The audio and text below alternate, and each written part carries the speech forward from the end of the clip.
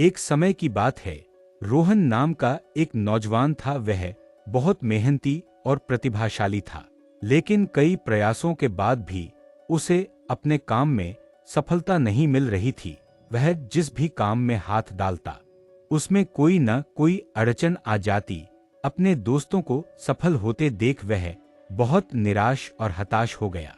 एक दिन वह सब कुछ छोड़कर हार मान लेने का फैसला कर चुका था। दुखी मन से वह अपने दादाजी के पास गया, जो एक बगीचे में काम कर रहे थे।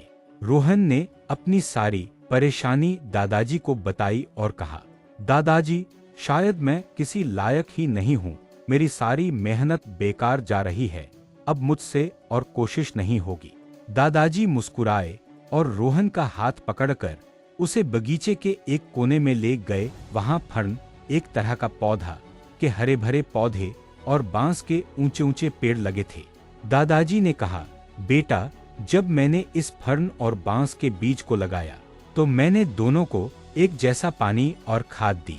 फर्न का बीज कुछ ही हफ्तों में अंकुरित हो गया और कुछ ही महीनों में यह पौधा इतना हरा भरा हो गया, लेकिन बांस के बीज में 1 साल तक कोई हरकत नहीं हुई। मैंने हिम्मत नहीं हारी। मैंने दूसरे साल भी उसे पानी दिया, पर कुछ नहीं हुआ। तीसरा साल बीता, चौथा साल बीता, पर जमीन के ऊपर कुछ नहीं दिखा।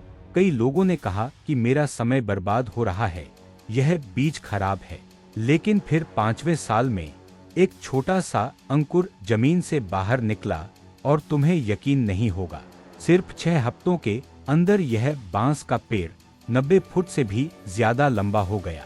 दादाजी ने रोहन से पूछा, तो क्या तुम बता सकते हो कि इस बांस को 90 फुट बढ़ने में 6 हफ्ते लगे या 5 साल? रोहन सोच में पड़ गया। दादाजी ने समझाया, इसे 5 साल और 6 हफ्ते लगे। उन 4 सालों में जब जमीन के ऊपर कुछ नहीं दिख रहा था, तब यह बांस अपनी जड़ें जमीन के अंदर फैला रहा था। वह खुद को इतना मजबूत बना रहा था कि जब वह बढ़े तो उसकी ऊंचाई को संभाल सके। दादाजी ने रोहन के कंधे पर हाथ रखते हुए कहा, बेटा, तुम्हारी मेहनत बेकार नहीं जा रही है। हो सकता है कि अभी तुम्हें सफलता दिखाई न दे रही हो, क्योंकि अभी तुम अपनी जड़ें मजबूत कर रहे हो। तुम्हारे संघर्ष का समय तुम्हारी नींव को पक्का कर रहा है। दूसरों की सफलता देखकर निराश मत हो। हर किसी के बढ़ने का समय अलग होता है। धैर्य रखो, मेहनत करते रहो।